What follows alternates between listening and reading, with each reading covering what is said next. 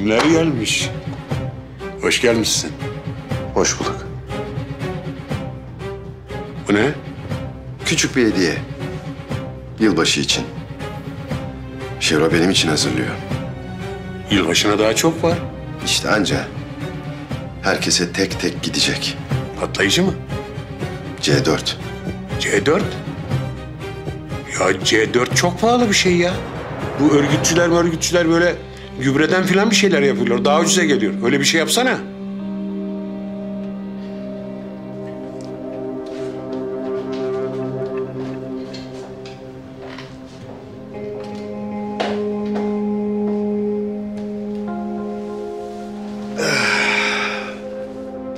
Kime gidiyor bu?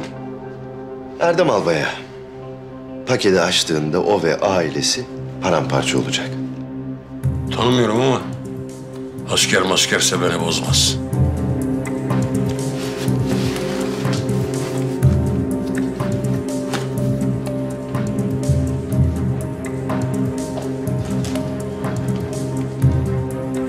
Hazır bu. Güzel. Müsaadenizle.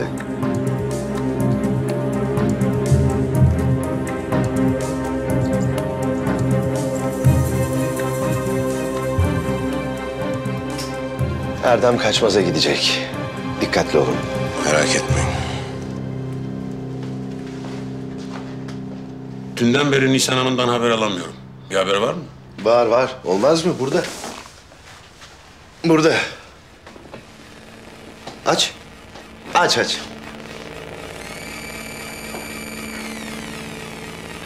Nisan Hanım mı bu? Yani bir baş kısmı. Öldürdün mü? Yaşadığı söylenemez. Çok kan kaybetmiş olmalı. Niye öldürdün? Keyfi. Yani sıkıntıdan diyelim, can sıkıntısı. Ya sen her canın sıkıldığında birini öldüreceksen işimiz var yani seninle. Kardeşimin ölümüne sebep oldu. O yüzden diyelim. Anladım. Mezar kazmamak için yani. Ya bizim Cahit'in babasını bugün defnettik. 20.000 lira. Evet. 20.000 lira mezar parası verdiler ya. Yani anlayacağın ölmek yaşamaktan daha pahalı. Yalnız bizim Nisan Hanım'la planlarımız vardı. Biliyorum haberim var. Bundan sonra o işleri ben de yürüteceksin. Ben işime bakarım ya. Beni bozmaz. Bugünden sonra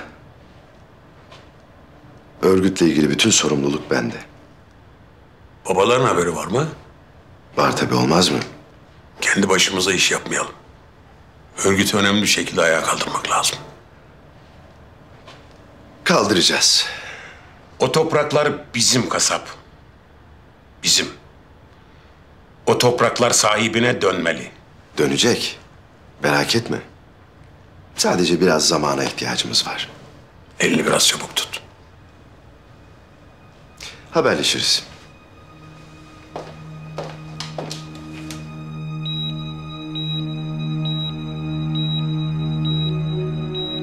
Kurşunu görüyorum. Sensin.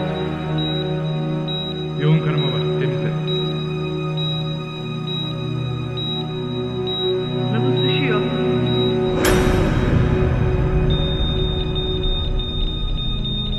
Krize giriyor. Acil müdahale. 100 miligram. Çabuk.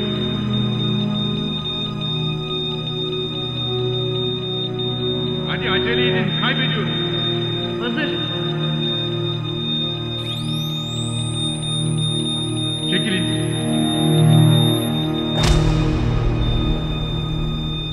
Arttır. 200 yıl. Hazır. Çekilin.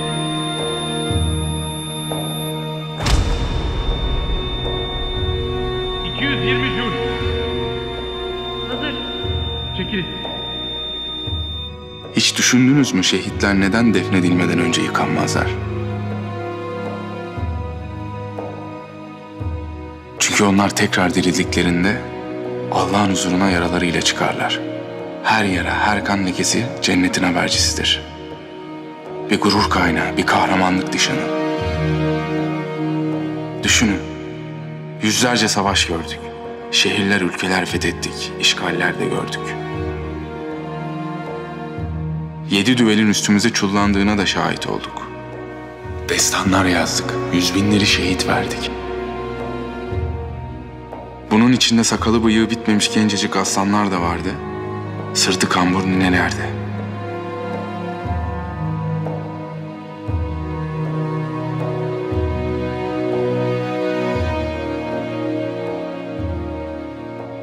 Şu anneyi görüyorsunuz. Yüreğindeki sızıyı buradan duyuyorum. Evladına dua ediyor. Kim bilir nerede kaybetti oğlumu. Belki sisli bir gecede hain bir pusuda. Belki şehrin göbeğinde patlayan bir bombada. Belki arkadaşlarına yardım için koşarken bastığı bir mayında, kim bilir. Ölsem ne olacak ki? Çekilin. Benim gibi binlercesi var. Hayır, milyonlarcası var. 250 jul.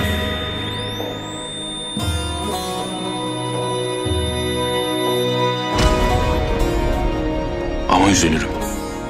Bu hainlerden hesap sormadan ölürsem borçlu giderim diye üzülürüm. Bu ülkeye, bu insanlara, bu bayrağa bir sözüm var. Onların hesap verdiğini görmeden ölürsem üzülürüm. Vatan borcu başka borca benzemez. Şimdi bu anne sadece evladına dua etmiyor. Dinleyin, bakın. Burada yatan her şehit onun evladı. Her gazi onun evladı. Şimdi soğuk bir ameliyathanede ecelle cebelleşen ben bile onun evladıyım. İşte bizi kıyamete kadar yaşatacak şey bu dualar. Bu annelerin duaları. Allah hepsinden razı olsun.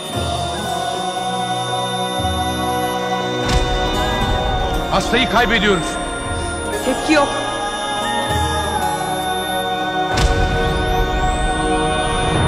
...270 jul. Hazır.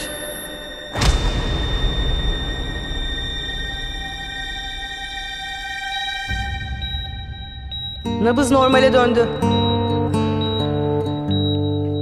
Devam ediyoruz.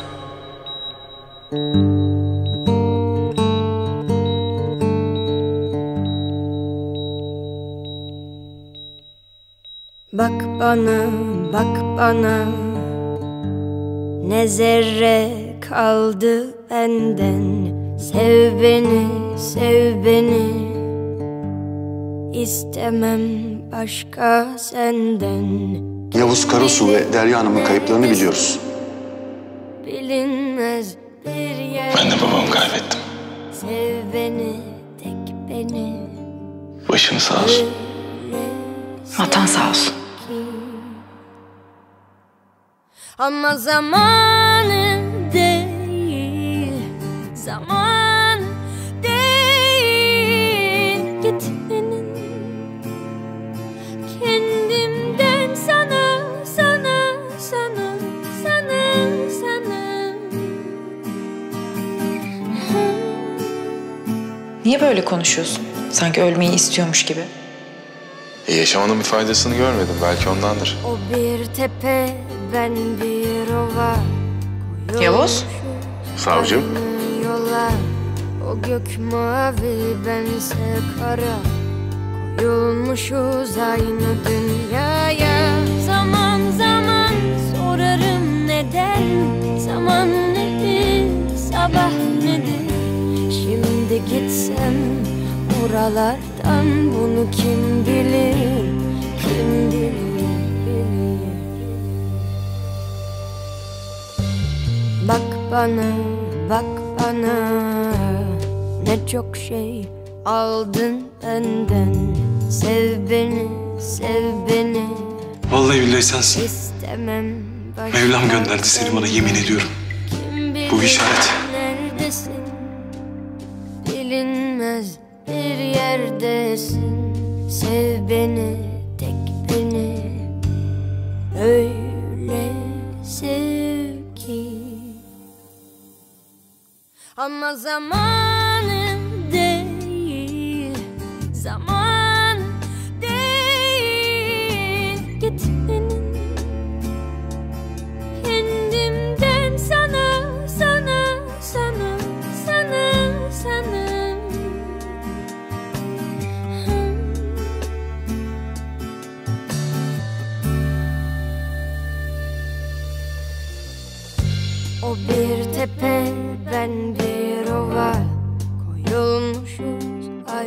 Bence hemen pes etme. Sana çaresizlik yakışmıyor Yavuz. Koyulmuşuz aynı dünyaya. Zaman zaman sorarım neden. Zaman nedir, sabah nedir? Şimdi gitsem oralardan, bunu kim bilir, kim bilir? Ufuk! Zaman zaman sorarım neden. Zaman nedir, sabah nedir? Şimdi gitsem oralardan, bunu kim bilir, kim bilir? Bak bana, bak bana.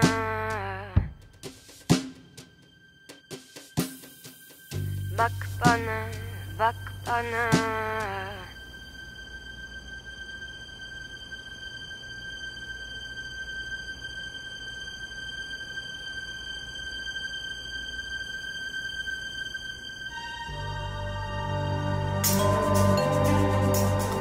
Nazlı! Kızım kapı çalıyor.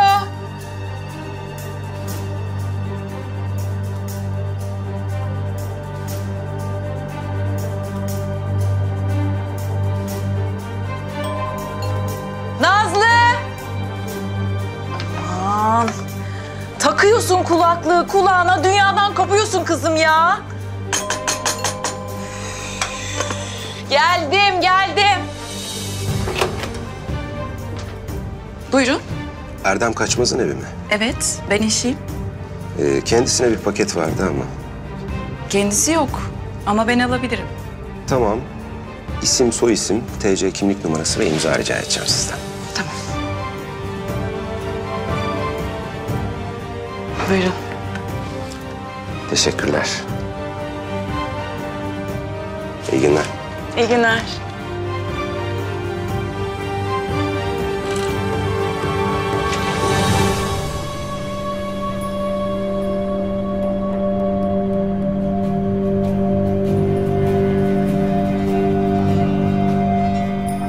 İşlem tamam. Paket yerine ulaştı.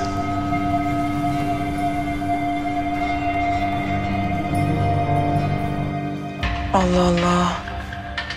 Böyle bir paket geleceğini niye söylemedi ki Erdem bana? Anne, koku geliyor mutfakta. Yemek!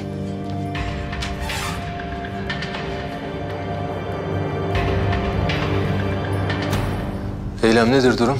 Atlattık. Hepsi iyiler. Aşık dahil. Aslanlarım benim. Yavuz'dan haber var mı? Henüz yok. Bekliyoruz.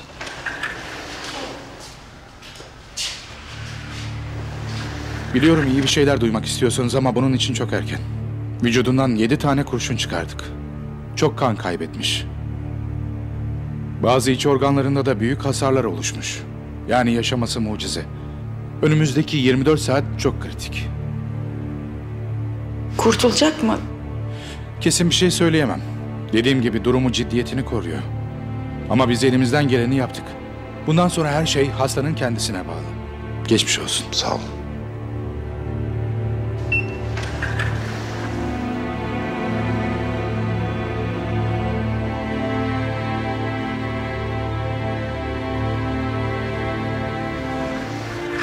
Yavuz iyileş. Yalvarırım iyileş ne olur. İyileşecek kızım. İyileşecek inşallah. Oğlum, aslan evladım. Biz buradayız. Sen ayağa kalkana kadar da burada olacağız. Ha gayret.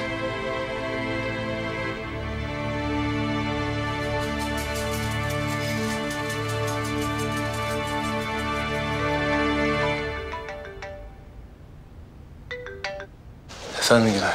Erdem, müsait miydin? Müsaitim canım söyle. Sana bir kargo geldi de. Hediye falan mı? Bilmiyorum. Açayım mı? Yok gerek yok. Ben gelince açarım. Hediye falandır. Tamam. Erdem, sesin biraz kötü geliyor. Güler ben hastanedeyim. Yavuz saldırıya uğradı. Durumu çok ağır. Ne? Sakin ol şimdi çıktı ameliyattan. Bekliyoruz burada. Tamam, Tamam, biz hemen hazırlanıp geliyoruz. Ben seni birazdan arayacağım, tamam mı? Tamam.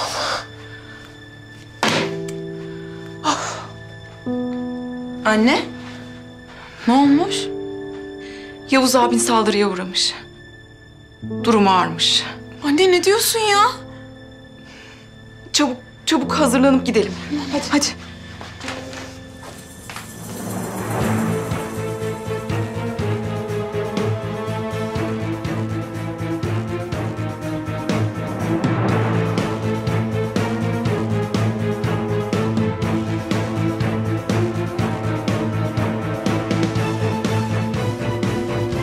Doktor bey, Ne oldu?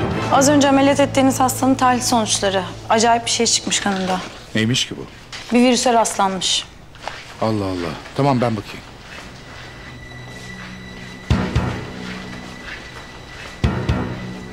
Bu hastanın herhangi bir rahatsızlığı var mıydı?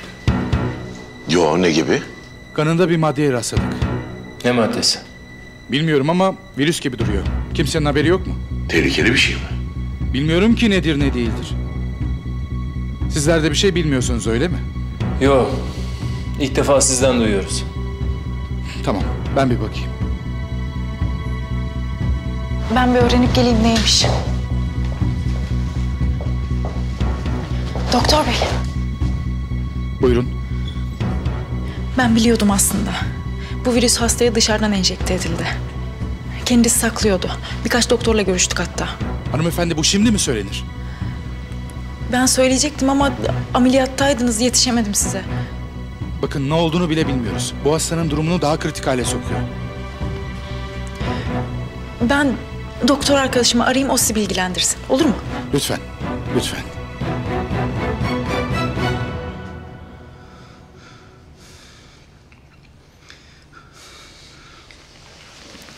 Kaldır kafana. Yüzüme bak. Sizi kim gönderdi? Örgüt. Gerizekalı. Ben ne biliyorum örgütün gönderdiğini. İsim vereceksin bana. İsim yok.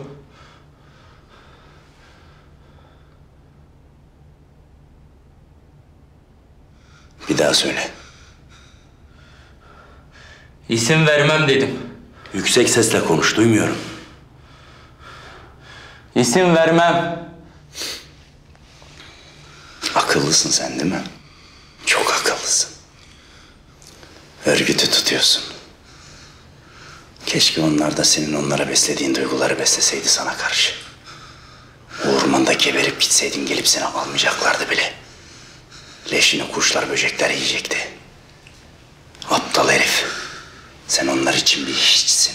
Hiç. Ama senin o kalın kafan bunu almaz. Alsaydı zaten burada oturuyor olmazdın.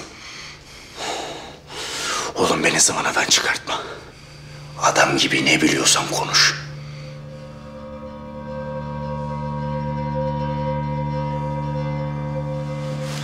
Oğlum bak. Bana çok iyi bak. Ne biliyorsan adam gibi anlat.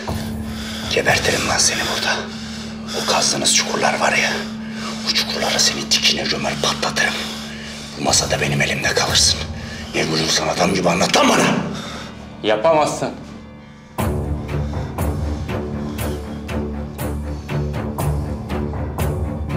Yapar mıyım yapamaz mıyım? Yapamazsın.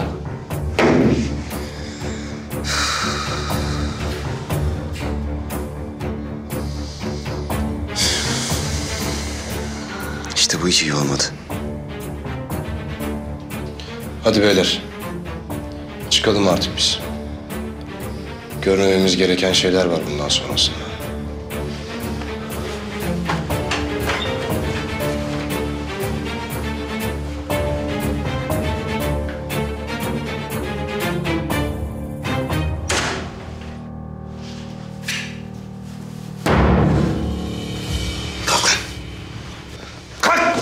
Bırak beni. Kalk!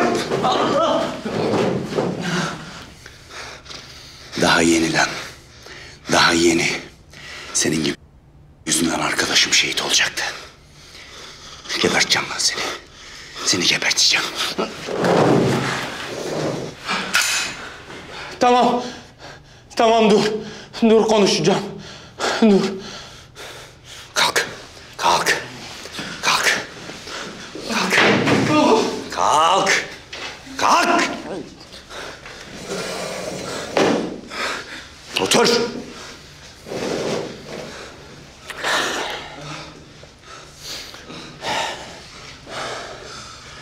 Bana bak oğlum. Ne biliyorsan adam gibi anlat. Tamam. Tamam. Örgüt sorumlunuz kim? Ayvaz. Ayvaz Cinci. Bu herif örgütün silah sorumlusu değil mi? Ayvaz Cinci. Ne salak isimler buluyorsunuz lan birbirinize. He? Aptal aptal lakaplar takıyorsunuz. Beyinsizler. Ayvaz Cinci'ymiş. Ayvaz Cinci kim? Bu adamın ismi yok mu? Vardır da ben nereden bileyim? Örgütün mühimmat sorumlusu işte. Siz de biliyorsunuz. Saldırıyı o planladı. Ne zamandır görünmüyor zaten. Siz tek tek avlayınca yöneticiler birden kayboldu ortalıktan. Bütün yetkililer kaçtı ortalıktan. Siz akıllısınız, piyasaya çıktınız öyle mi? Bizim davamız var. Vay arkadaş be! Davası varmış. Wow, wow. Hangi dava? He?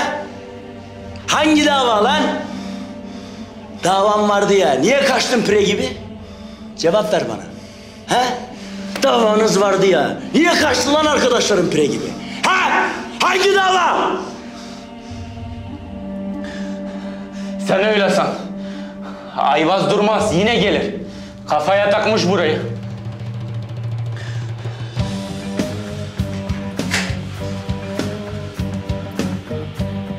Ayvaz durmaz gene gelir.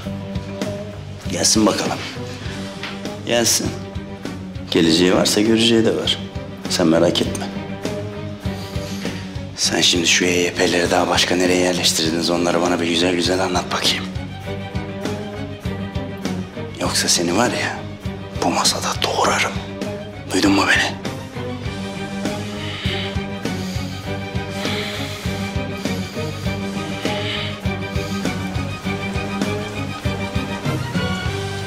Öttü mü? Ötmez mi? Ne diyor? Örgüt sorumlusu. Ayvaz Cinci'ymiş. Kara listede ismi vardı komutan. Örgütün silah sorumlusu. Örgüt yöneticileri bu işin başına geçtiyse tekrar geleceklerdir. Avcı doğru söylüyor.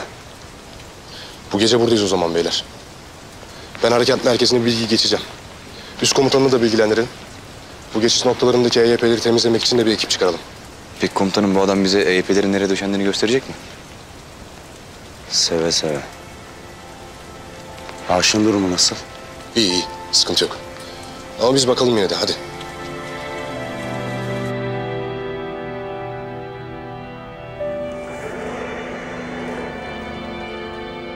Canım.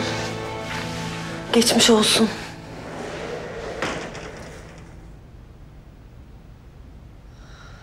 Nasıl durumu? Yoğun bakıma aldılar.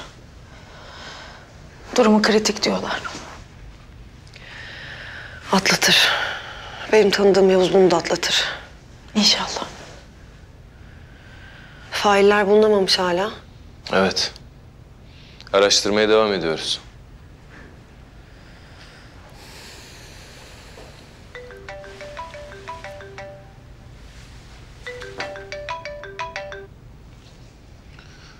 Efendim Fethi? Komutanım, bu gece burada kalmamız gerekiyor. Yeni bir saldırı olmasından şüpheleniyoruz. Saldırıyı düzenleyen kara listedeki isimlerden. Ayvaz Cinci'ymiş. Mansur'un durumu nedir? İyi komutanım, iyi. Sıkıntı yok, müdahale edildi. Tamam Fethi. Ben harekat merkezine geçeceğim.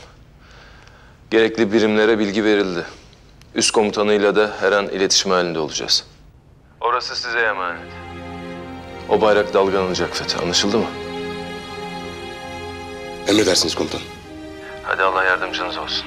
Sağ olun. Komutanım. Söyle Fethi. Kötü bir durum yok değil mi?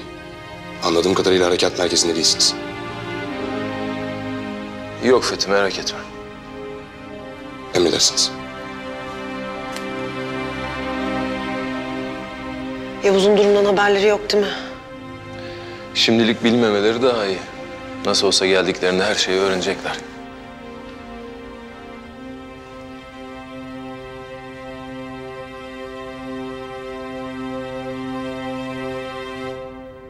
Beyler, herkes atları ve telefonları fırlatıp attı değil mi? Attık abi. Güzel. Ben bir Tarık Bey'le konuşup geleceğim.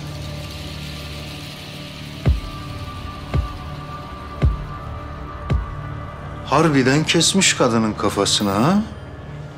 Manyak. Manyak ya, manyak. Bu herifin sağ solu belli olmaz. Biz pek fazla bulaşmayalım.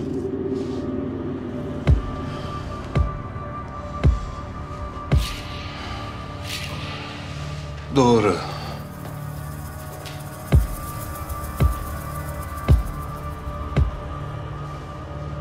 Bu örgütün canlanması fazla uzun sürmez değil mi? Hemen başlıyorlar çalışmaya.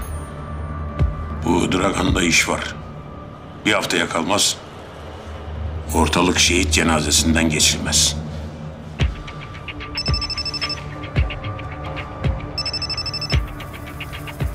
Alo. Abi merhaba. Biz yerleştik. Hiçbir problem yok, bilgin olsun istedim. Tamam. Siz şimdi çıkmayın ortaya. İşler biraz çetrefilleşti. Tamam mı? Tamamdır abi, anlaşıldı.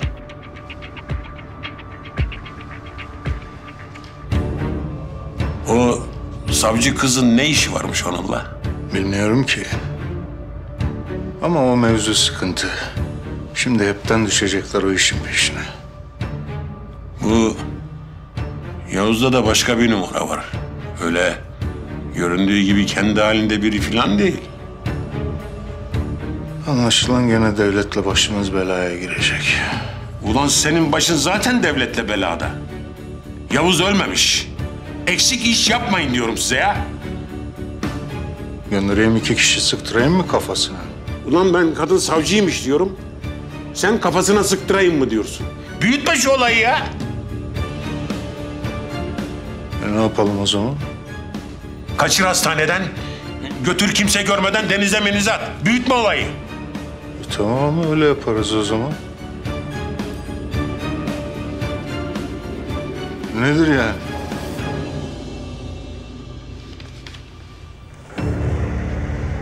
Baba, Kızım, doktorlar ne dedi? iyi olacak inşallah.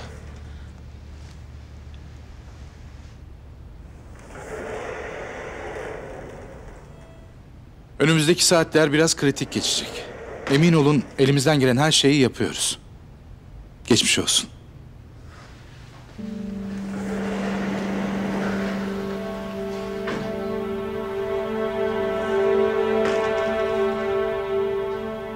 Güçlüdür değil mi baba Yavuz abi? Bir şey olmaz. Umudumuz o yönde.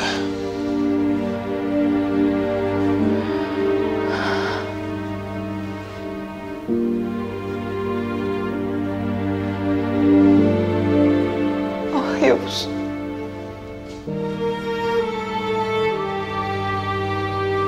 Ah Yavuz. Ne olur üzme bizi. Bak. Ali Aydar gitti. Fatma gitti. Bahar gitti.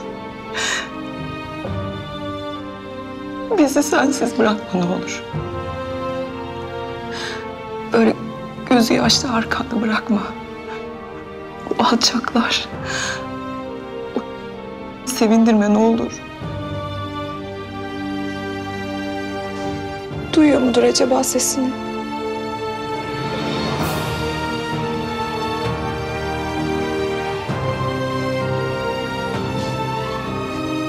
Duymaz mı? Duyar elbet.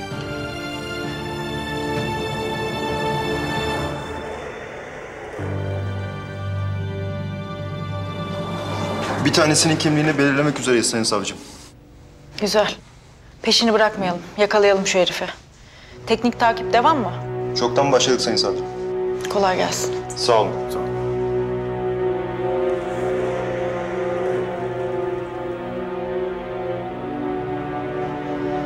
Kahve ister misin? Getireyim mi?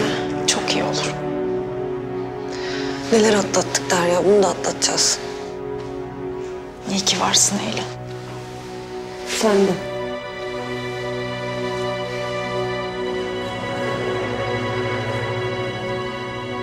Allah, lütfen sen ona yardım et.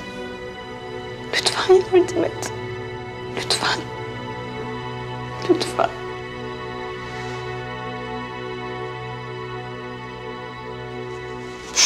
Ne biçim yer burası be?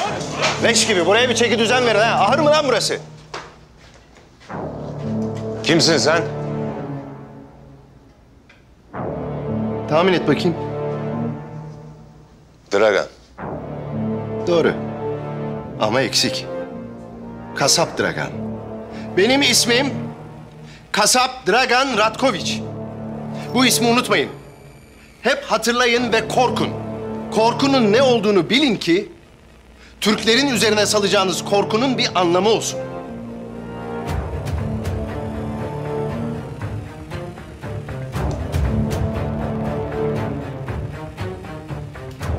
Bu sürünün başı sen misin?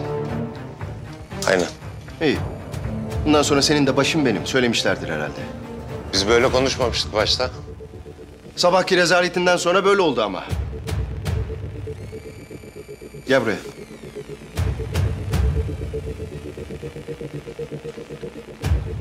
Şimdi beni iyi dinleyin. Sizin o örgüt diye peşinden koştuğunuz adamların hiçbiri benim sunduğum konforu sunamaz. Dün aldığınız para, mühimmat, silahlar bunların hepsini ben sağladım. Yani bu suyun kaynağı benim. Şimdi önünüzde iki seçenek var. Ya benimle beraber yürürsünüz ve size vaat edilen bu topraklarda özgür ülkenizi kurarsınız. Ya da bu adamların peşinden gidersiniz, onlar için telef olur gidersiniz. Ben sizi tanıyorum. Ne istediğinizi biliyorum. Onun için buradayım. Üstelik sınırsız bir kaynakla. Bundan sonra öyle sabahtan akşama kadar şeker, un yemek yok.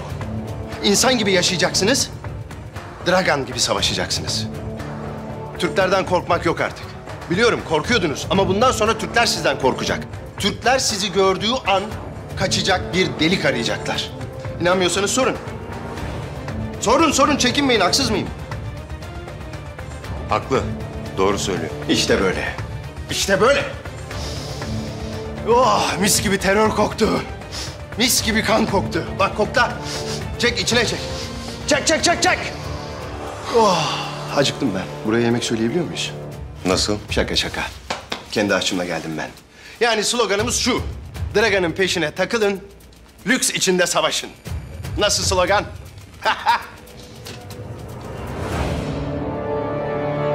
Olası bir saldırı için en müsait cephe Kuzey Cephesi. Burası için daha fazla güvenlik önlemi almamız gerekir. Geçiş yollarındaki EYP'leri temizledikten sonra buraya da yardıma gelecekler. Biz bize her türlü yeteriz kardeşim. Gelsinler bakalım.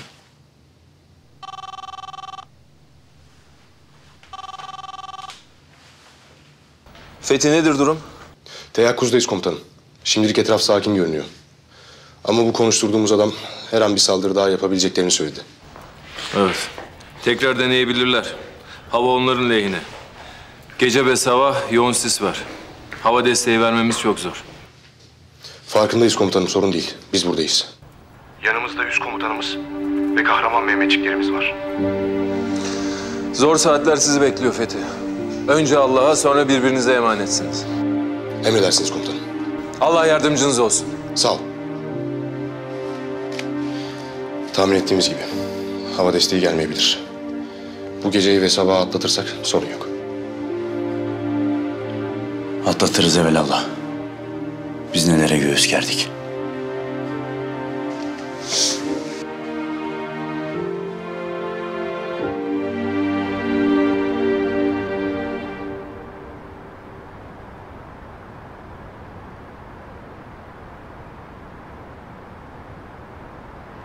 Merak etme sen.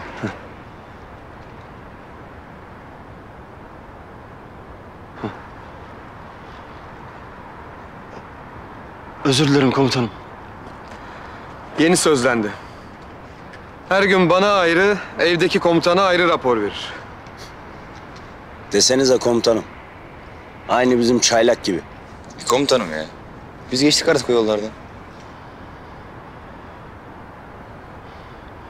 Rüyasında şehit düşmüşüm. Ağlıyordu. Hemen kapatamadım. Özür dilerim komutanım. Müsaadenizle.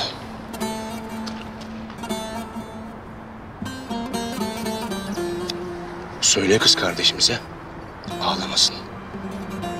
Biz sizin kılınıza zarar gelmesin diye buradayız. İzin vermeyiz. Merak etmesin, tamam mı? Bundan güzel rüya mı olur? Öyle değil mi beyler? Biz rüyamızla bile hasretiz. Bilmiyor tabii burada şehit oğlu Şehit Mücahit Serden Geçit olduğunu. Aslanım.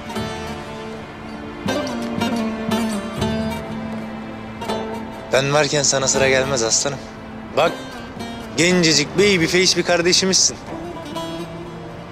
Daha düğünün olacak. Çoluğa, çocuğa, toruna, torbaya karışacaksın. Anlaşıldı mı?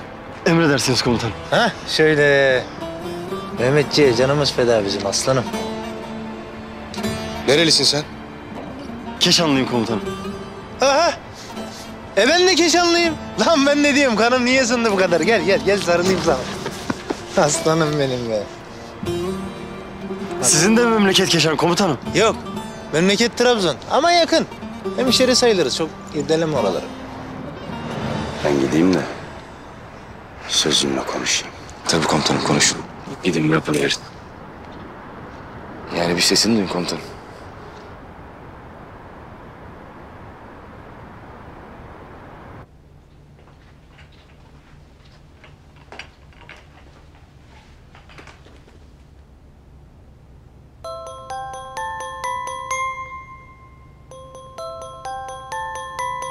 Ateş arıyor.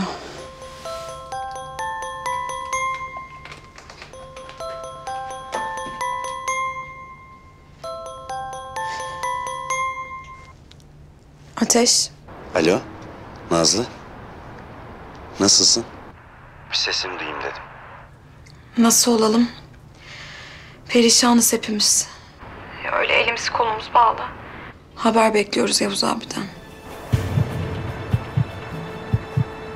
Yavuz komutana bir şey mi oldu? Babam size söylemedi mi? Ya ben senin haberin var zannediyordum. Ne oldu Nazlı? Yavuz komutan iyi mi? Kim ne yaptı? Ya Ateş bak ne olur babama söyleme. Babam duyarsa mahveder beni. Tamam bir tek ben bileceğim. Söylesene ne oldu? Yavuz abi saldırıya uğramış. Öyle tek başınayken arabada tuzak kurmuşlar. Arabasını taramışlar. Ne diyorsun sen Nazlı? Hangi yapmış, niye yapmış? Ya biz de bilmiyoruz ki bir şey. Ya Ateş bak ne olur sen de sakin ol. Zaten şimdiden söylediğime pişman oldum. Durumu nasıl, iyi mi? Ameliyattan çıktı. Kurşunları da çıkarmışlar ama önümüzdeki birkaç gün çok önemliymiş. Göstereceği dirence bağlıymış. Siz yanına gittiniz mi? Ya, yok. Biz de çok göremedik. Yani çok tutmadılar yanında. Eve geldik biz de. Annem, Melisa, Su, ben. Bekliyoruz.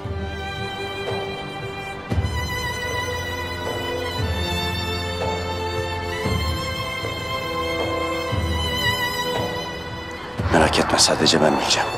Arayacağım seni sonra. Of. Karabatak. Sıkıntılı bir durum yoktu mu? Nazlı biraz canı sıkılmış. Onlardan bahsetti. Kızlar işte. Emin misin? Eminim.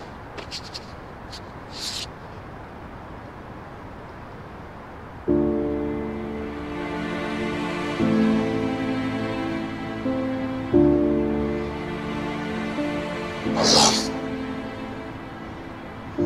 Sen Yavuz komutana yardım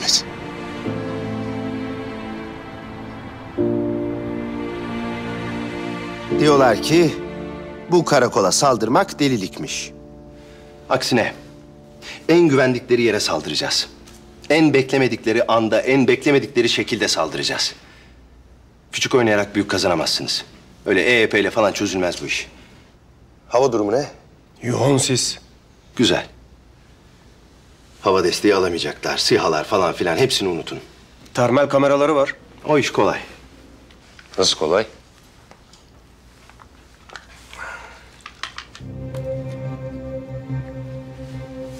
İşte böyle. Yüzünüz, gözünüz, vücudunuzun her yerini çamurla kapatacaksınız. Nasıl taktik? Şaka şaka. Çıkar.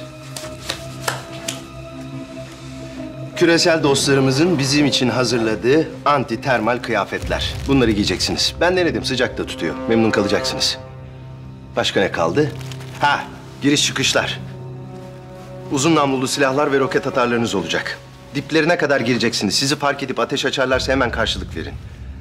Hafife almayın bu adamları. Muhtemelen dün gebertemediğiniz tim de orada olacak.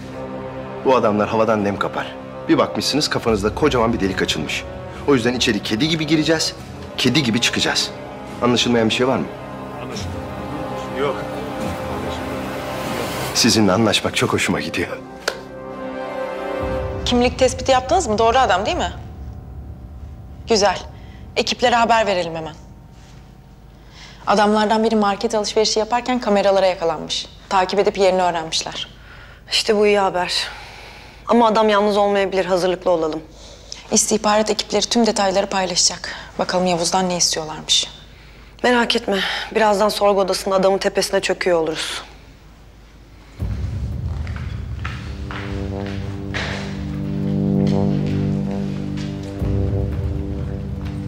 Erdem albayım, istihbarattan son bilgiler geldi. Yavuz'a saldıran adamların yeri tespit edilmiş. Eski bir mezba deposu. Pöhtimleri operasyona hazırlanıyor. Biz de katılıyoruz. Tamamdır. O herifi buraya getirmemiz lazım. Yavuz'u neden hedef aldılar öğrenmeliyiz. Merak etmeyin, tek amacımız bu.